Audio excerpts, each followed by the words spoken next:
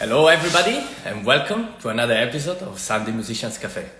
I'm really glad that today we are starting our 35th episode of this podcast, and I know, as you noticed, probably I wasn't doing any episodes on the previous Sundays. There was an Easter break I took myself as well, and I was around in Europe doing some concerts with the pianist in Germany and Italy. I hope all you had a nice Easter break and you're having a nice Sunday afternoon, chilling and listening to this new episode, or maybe doing something else. Please do send any message saying where you're listening from. It's always very interesting to see that people listen to this with different time gap. Actually, I realized some people sending me messages from Peru, Mexico, and I didn't realize immediately that actually they have another is morning there or it's evening, and that was very, very exciting to see. Good afternoon, Pietro, Suf Violin. Hi, how are you? All good? I hope all of you are good and ready for this wonderful chat with my dear friend Simone Geda, which is a fantastic saxophonist and a very versatile musician, I have to say. And the other day I was reading on his website very quickly, just out of curiosity, and I was very, very impressed immediately by the first phrase he puts on, which is, I don't like to be, I can read it to you actually, it's even better. He says, I don't like to be labeled as any particular type of musician. I love music and I play everything that makes me feel alive. Always trying to move my audience. I think this is wonderful. And also, when I think about him, I honestly don't know how to label him, because he's obviously a saxophonist and he's doing DJ set, events and weddings and stuff, but he's also a conductor, a teacher, and I know he studied at Royal College of Music, a master degree, and he trained classical with the clarinet when he was younger. So it's very versatile and it's always very interesting to talk to him. So let's invite him to have this wonderful chat today.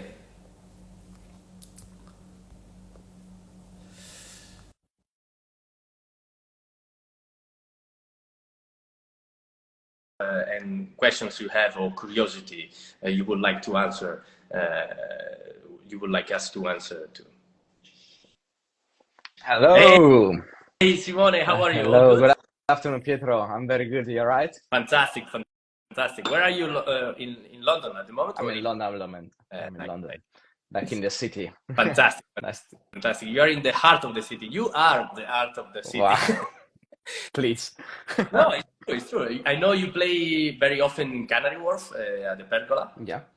Yes, Absolutely. it's fantastic. I love being in the city, working around, but definitely it's nice to be slightly outside the city as well to breathe sometimes. Yeah, that's true. London can be very difficult to live in, especially for us that we commute a lot, and it's always it's very challenging. But I guess you are still in the in the high part of the wave, where you still accepting a lot of gigs and doing a lot of jobs, I guess. Yeah, it's quite a crazy period. It's been since after COVID, so after finishing my postgraduate, my master at college, Royal College of Music. So it's been a while. Obviously, waves ups and downs, and many things changing, and getting adapt to a new environment, new situation, new music, new artists to collaborate with. So yeah, definitely still trying to understand what's going on and finding my place. I mean, post-COVID, we still are traumatized on what's going on. Listen, I was very quickly introducing you and to the audience and who is listening. And but please do tell us very quickly what you can tell us about your life and how did you are playing the saxophone in Bahamas. Yeah, that's a good thing. Well, first of all, thank you, Peter, for inviting me. It's a pleasure to join your podcast. So interesting, great initiative. Well, I come from a very humble place in a small village in Italy, where when I was 8, 9, something like this years old. They opened a little music school, the Music Village Band, with orchestra, yeah, wind band. And my father said, "Do you want to go to study music?" I said, "Yeah, why not?" Nobody in my family was at the moment playing. I'm the eldest brother. I have other two brothers, they now are a musician as well. But yeah, I went, had I remember the first meeting with the teacher, the maestro of the band, and I was actually the only kid at the time. But well, I remember it was 2001 probably. And then I started and I never stopped, honestly. It's a kind of thing that nothing ever stopped me. And I started with playing clarinet. Then after a few years, I really wanted to play saxophone, so I managed to convince them, let me play the saxophone. Such a cool instrument, the saxophone. I'm very glad that I chose it, honestly. Yes. I think like it represents and it's my personality in an instrument. It's you perfectly. Fits me, yes. Exactly. 100%. Yeah, and nothing. So then after a few years playing saxophone, I was doing other hobbies that could have been work in the future, my job. But then I had some strong experiences that marked me, that made me fall in love with the saxophone sound and the music. And I was like, you know what, let's try to go to the conservatoire. Which for where I come from in Italy is not an immediate thing. Like usually guys where I come from, like start conservatoire when they are 18 or 17. I know that in other cities in Italy, maybe Milan or Turin, if you're lucky to have a conservatoire near where you live, you can start much younger. I started at 10. Exactly. So I was already old for some conservatory, I remember being told. But then nothing, I started at Aosta Conservatory. I did a few years there. Then I was lucky that I met il grande maestro David Brutti, which has been my big mentor and teacher for many years. And he brought me to Spain to do my Bachelor of Music, to Mallorca, which was an amazing environment, apart from being on an island. And I remember very well when I told my mom, I want to go to study in Mallorca. Is it okay? Studying in Mallorca? Two words that are not very... But yeah, no, Mallorca is a great place. It's actually a huge island with a lot of activities, a great musical reality. And I'm so glad I've been there, because in 4 years, I saw very few times only the sea. I saw a lot of times the walls of the conservatory and many hours of studying and great opportunities to study with the best saxophonists in the world, honestly. It was I have so many questions, because obviously you are very versatile, and you have this capacity. I think I never told you this, but when I came to London in 2020, you just finished Royal College. So we never actually met in the academy. We never met in the institution, but we have friends in common. So I was following you and trying to meet you at a certain point to become friends.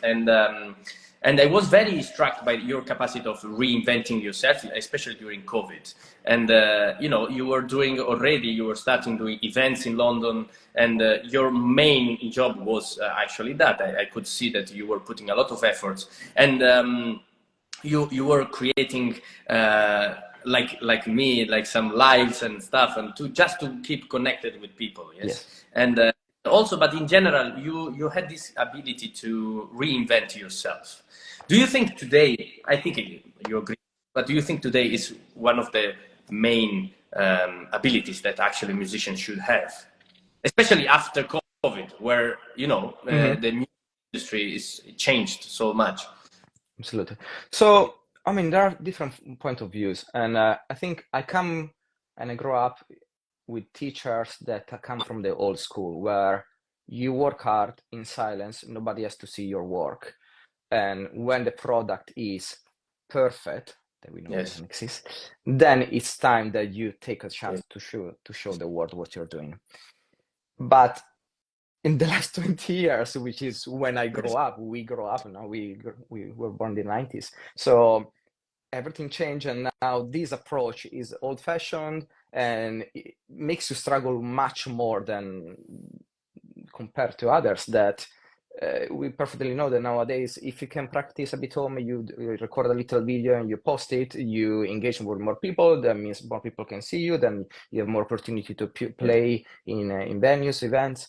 So I always inside myself been fighting with this double face of double situation, double different interaction. And sometimes I just want to close myself and I do it, and there are moments that on the social media, for example, I'm quite quiet and I like to work on certain things, and then if they go well, I'm going to show it. And other times I have to force myself, okay, I need to keep staying in contact with the social media world. So I know that, how can I say, there are a lot of people, they don't love that. Sorry to interrupt you, No because worries. you touched a very important point, which is this dichotomy between being a public figure, let's say, so like putting all of your stuff on the social media, on the public domain, let's say, and the other side of our art, which is working and craft our own music without anybody listening to that. Do you think this is related to social media directly, or is social media is just part of the idea of the musician today? So my question is, do you think that even if social media would never exist, it would be better for a musician to also be always exposed? You know what I mean? So I mean, I feel like the society we are now is a consequence of the social media for sure. Okay. Like the way we interact with the world, and even like I do a lot of live gigs, and so like I play a lot during the week in different contexts, from something more entertaining, from concert, bands, live, etc. But you, like in the day by day, like I can see that the way people live the experience of a live act is strictly now connected to also, wait, let's take a picture, let's do a video, because if I don't do it, means that I haven't lived this, so people don't see it. So it's unfortunately or fortunately it's connected. I'm an old style romantic guy, which I miss things being lived in the moment. That's why probably it's inside my Italian culture. But at the same time, I can't blame that. Yeah, this is helping. And definitely when I start working a lot in London, that was in like April, spring, summer 21, it's thanks to Instagram. Yes. Absolutely. 900% thanks to, because I did a good promotion. I worked hard a few months after COVID, because I was like, or it's gonna work.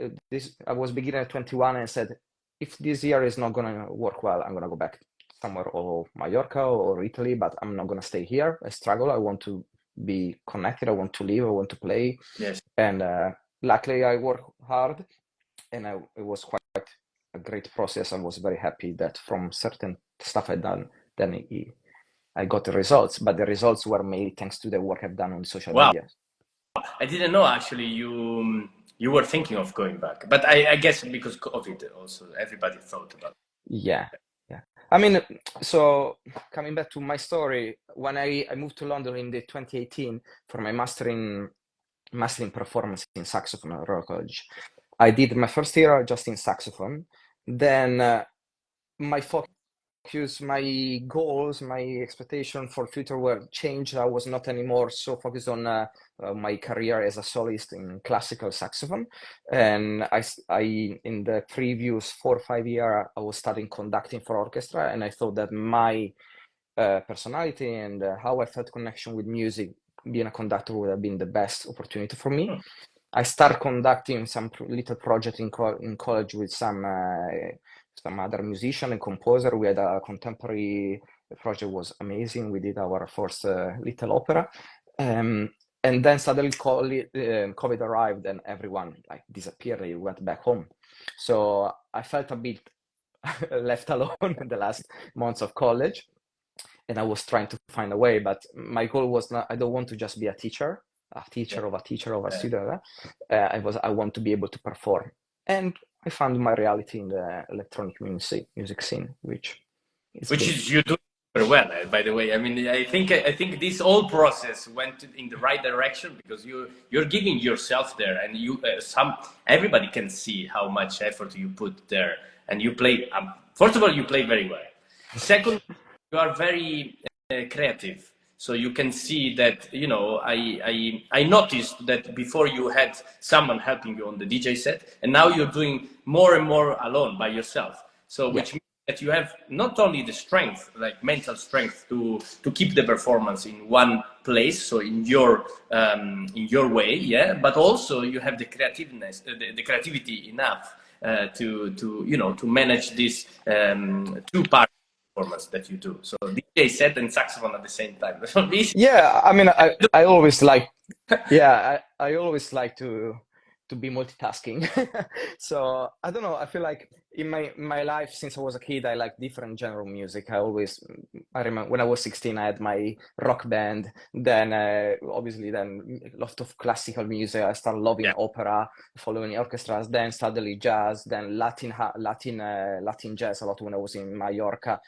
There was a huge community of Latin American, Cuban people. So I loved it, and I got a lot of influences. One of my main mentor and saxophone teacher, jazz teacher, is Gianni Denitto, which is an amazing saxophonist and composer from Turin. He influenced me a lot because he is great at saxophone, jazz, and electronics. So I got a lot of input, and I feel like I was also lucky that I grew up in a family where my parents and my dad are self-employed. So I think like I grew up with that spirit of the finding mindset. a way. Yeah. Yeah, a spirit of I'm gonna make it work. I'm gonna find a way to make things work. And I started playing with DJs just for fun when I was in Mallorca. Of course, there were some opportunities there, but I was very not ready for it, or it was just an Yeah. extra, no? And then I realized that I loved improvising. I loved the freedom of improvising, and the combination of different sounds from dance to more minimal electronic with the acoustic of the saxophone. And step by step, when I moved to London, I already started doing some gigs, maybe maximum one per week. But it was just when I started having some very good connection that COVID happened. So I had that again big gap, and then when I started again, boom, But like summer 21, I had 5 gigs per week. now, would you say now you feel the most comfortable on the DJ set, or Yeah, I like? guess so. I was lucky that I got very passionate about electronic music, and I feel like also because we come from an academic environment, and when Yeah. we study something and we want to learn something, it's not something just on a surface just to look cool, but we want really Yes. deeply. So for a series of situations, I ended up having a controller at home, and I'm like, I love all this. Let me play around.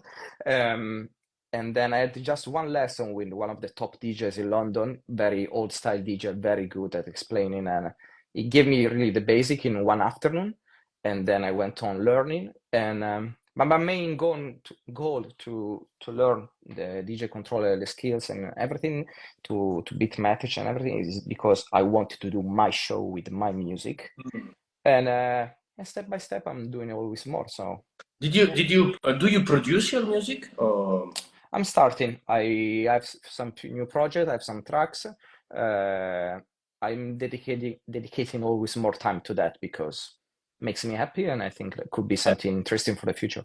Yeah, definitely. I didn't think about it, but before our chat. But now that we are chatting about it, it came to my mind. All this because actually it's an obsession now for me. Is the copyright field. Mm, So for you must be a nightmare. yeah, it is. Yes, because obviously you're playing sometimes over, like playing like a cover, or you're playing over a song that exists already.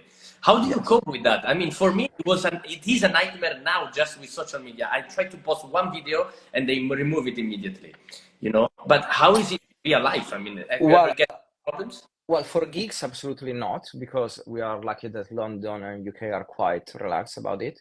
And honestly, like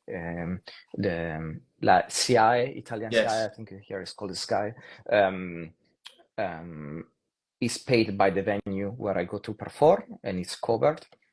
But yeah, I'm struggling now because like this week I posted a remix of electronic track from Temba, this African producer, and I remixed it with a cappella of Linkin Park Faint song, which was when I was a teenager was my favorite Yeah, band. And yeah, so I tried. I was curious to do it. I said, okay, let me try. And I think it sounds great. It's quite aggressive, but it's that style. But yeah, it took me a while to be able to upload it. And I'm sure, I mean, you can't do much. It's just an idea that if someone wants to use it, can use it. But um, yeah, the fact of improvising on other tracks, at the moment it went well on Instagram. I didn't have much problem. okay. But of course I can't like properly produce like I. Yeah, But you could never monetize it. yeah, exactly. But what about during the venues, during the events in the venues Mhm. where you play like you play David Guetta and you perform and you just say to the venue, I will play this and this and this, and they pay for the rights. No. The venue here, they have a contract. They have to pay for having live music, DJ, and everything. And I do absolutely nothing. I just go there and play. So the contract is covered, everything is covered. Mhm. Okay, Yes. good, okay. No, because for me, it's the first, I'm biased, but maybe it's my first. Yeah, no, when I moved here and I started gigging, I started asking to other people in the sector, like, is it okay? Am I doing something wrong? Do I miss something? And like, no, go for it. Like, it's all good. It's the venue that is in charge of the situation. In Fantastic. charge. So Okay, you have to tell me the most embarrassing moment during one of your because I'm sure you have incredible stories. Tell me just one of those. oh wow, I had many bad ones in the last years. It's now difficult. Tell me it was in the Bahamas and someone got super drunk or something. No, usually it's not nice to say, but like usually middle-aged women when they drunk, they are quite dangerous, I would say. This is really And bad. and there are situations like at the moment the job I do, like there are situations where are very low key, minimal, beautiful music, beautiful environment, and then sometimes it happens that I do more entertaining situation where uh, I have to switch, put on a mask, and okay, let's act, let's make people dance, which sometimes it's hard, but it's my job and I do it. I agree And what you said now, and I wanted to talk about this because the ability you have to switch. I mean, in a way, I wanted to ask you how your mindset changed, obviously, and how if you still do some gigs that are more classical. I don't know if you do gigs that no, are at the classical. moment. Maybe you stopped, but maybe in the past you did, no? And but how would you say which is the key to understand how to switch between performance that is maybe more academical or classical performance to a let's say informal DJ set as you're doing right now? So, well, I think like it's I'm still find it hard sometimes, but inside my head is like when I used to perform classical music, I tried already to perform track pieces that representing myself, and when I was not there was something not representing myself, you had to act in a way Okay.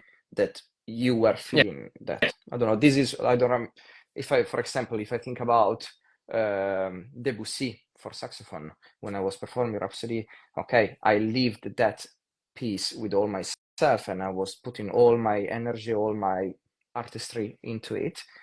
But then maybe when I had to play a contemporary piece that I felt completely detached to it, but I had to give a Yeah. good performance, I had to act like probably like an actor, Yeah. probably like give a good performance. And I feel the same when I do the more commercial pop music, or depends on the situation.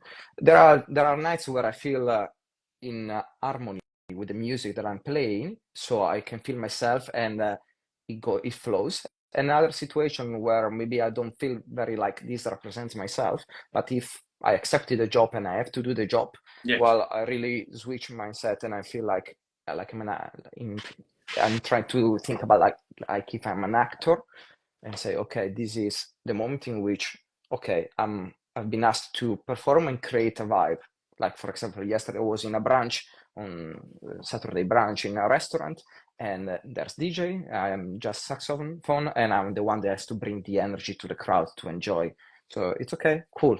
I don't love it in this moment, probably, or maybe sometimes you're in the mood, sometimes you're not, but you have to make it work. You have to switch and say, okay, party mood, I'm the one, this is my job. So you think more than the classical environment, the music, the show part of the business in your events, in this type of events, is more important than the actual music sometimes. I mean, obviously, Well, the right music to play, because the vibe, you kill the vibe if you choose the wrong music. I think But the kind of music is always important, because even more doing DJ in the last years, sometimes I'm impressed how a venue can completely change, just switching from house to jazz house to more commercial. It's impressive. All the vibe in the restaurant or the rooftop hotel changes. So music is important. Sorry to interrupt, but do you use this as a tool also to change the mood? Yeah. Okay. Absolutely. And I feel like it's a big power in the hand of the DJ and obviously then, there are situations where you have requests, or the manager is not happy, or manager wants that, but the crowd doesn't want that. It's quite it's more stressful. It's more like there's a lot to think behind the DJ work than what majority of people think about it. And when I started working more in this environment, and I was very grateful. I met great DJs, music selector, music director of venues, people with many years of experiences, and made me change completely perspective on the music situation of the dance music, let's call it, because as classical musician, as academics, coming from academy, we have a lot of preconception. And then when you meet people that are very passionate, they are very hardworking, that they work hard work, I would say, and they think many times about what they're doing, and trying to deliver the best product. Well, then you realize that there's a lot to learn from there as well. Does being Italian helps? A lot. Che grande. Listen, I didn't ask you. I take it for granted that you're having coffee. Of course. My espresso is gone now. Yes, guys, you see, this is a good. it's only coffee allowed in this. Coffee. No. One espresso in the morning, one espresso after lunch. Yeah. That's all. 100%. Listen, I know you're busy and you have to do many things, but tell us if you have any events coming up that we should know about. Well, from next week, there's a big change in my routine, I would say. Okay. Because at Pergola, this venue in Canary Wharf, where I've been resident since September 21, which is a great thing. And I'm not bored yet, I would say. It's always a new challenge. Well, the manager in the last months has been pushing a lot with the big boss in the office, saying that they wanted me for all night, because I used to do just 7:30 to 9:30 and do the warm-up session for DJs after me.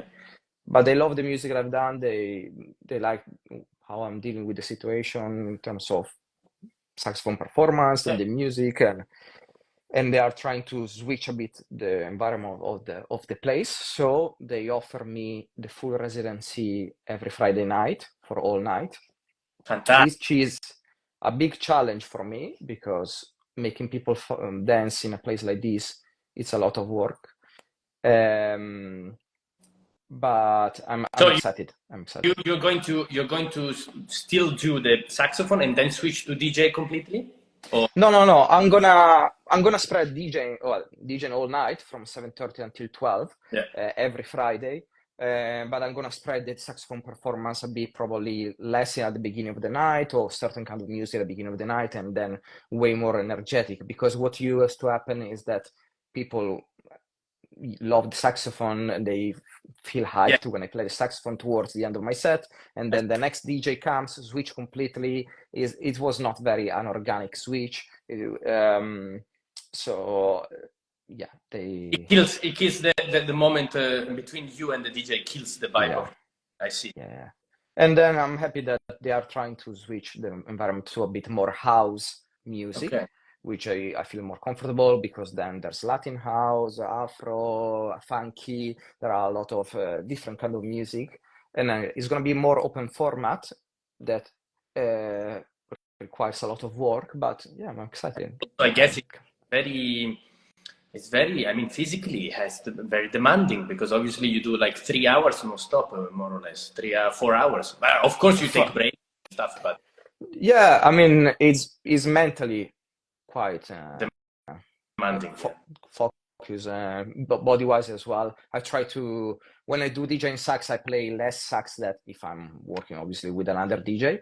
But if I want to create a big show in certain peaks of the night, that there may be the solo song that lasts 5 minutes, and you're there blowing and trying to make everyone live an experience. So yeah, it's time to go back to the gym and get trained for that. Yes, I believe you. I have to go to do some sport as well. I'm terrible in this. Listen, I know, as I said, you're very busy and you probably have to work very much. But I always ask this at the end of the chat, which is a small question. And what would you say to your younger self, basically, or someone that would like to achieve what you achieved in this career? If you have any tip or a little suggestion. Well, first of all, thank you for the question. First of all, I don't feel like I arrived anywhere. I feel I'm still in the process, and actually, sometimes it's a bit worrying, because I'm like, okay, what's next? Yeah. But I feel like it's part of many musician personality, never being happy. I would tell myself, let it go, let it be, and things will happen. I think the main problem is that we focus, and I still do, we focus a lot on what is gonna happen, and what it took me a lot of time, that this is, I really want to tell everyone that is studying classical music, and I felt for many years and months not being able to share, to feel okay with what I was doing, passing from the Royal College of Music to doing certain music, I felt a lot of pressure, and even more from my background in Mallorca, where I was playing with honestly the best teachers in the world for saxophone, and not only. It took me a while to let it go and accept that it's okay to do different things, as long as you do with passion, as long as you do professionally, and you believe in what you're doing. And I'm so grateful that in the last 10 years of my life, I've been just working only in music, teaching and performing. And I've been, in the last 2 years, I saw one of between the best places in the world, just because I play saxophone. So let it go, be strong and enjoy. This is really precious, and I think it's very important to remind ourselves that labels are not meant to be cages. Yeah, so it's important that we choose what we like, and we choose the path that we feel more comfortable with. And it doesn't matter if you did a specific training. Actually, you can take the positive of that, and absolutely, and play the music that you like. Yeah, play the music that you like. I still say, like, I still now, people are, oh, why don't you play jazz? I love jazz. I love listening to jazz, but I feel a great connection with my saxophone sound, with electronic music and certain kind of music, and I want to go in that direction. And I don't want to feel the pressure of, you play saxophone, you have to be a jazz player. No, exactly. So, also, maybe one day you will be. It doesn't. Who knows? And also, yeah, exactly. So you are free. You're free of choosing whatever you want. This is. I really like what you said, because I think this is the biggest suggestion we could give to our younger selves. Be free. Be free of choosing whatever you like, and commit to that. And in a way, work hard, as you said. Work hard. Anyway, anything you're doing, work hard, and something will come out of that. So that's a good suggestion. Yeah, absolutely. I wish I could stay with you longer and take another coffee, but I'm sure we are meeting in London for very soon. We are gonna meet again, and I don't know if we will ever collaborate together. I don't know. I have no idea. I can maybe see you on the stage soon. Yeah, maybe. I don't know. I have no idea. Maybe violin and saxophone one day will be such a such an innovative. There are things coming. There are things coming. We have Yeah, mutual friends that are waiting for me to organizing things, and yeah, let's stay creative, stay positive, and take exactly. advantage where we live. That we have a lot of opportunity here, and I think like we don't have to forget how lucky we are that we Yes. can connect with things and just make music and make people happy. Yeah, I agree. I totally agree. I totally agree. Obviously, sorry, I skipped some of the compliments you received in the chat because it's so interesting what you said, I but many people said, saw something great, but I didn't have time to wrap. congratulations. It's so nice to hear people that are versatile from classical music. And I skipped some, but you were talking. So there are people really positive, and I you. wish. Yeah, and do please follow Simone. Have a look at his website. Is very interesting, and also his social media is fantastic, and you can see all the wonderful things he's doing. And do please follow him, and he's doing great. And yeah, I'll see you around, I guess. Grazie, Pietro. Have a good evening. Thank you. Bye bye. Ciao, ciao.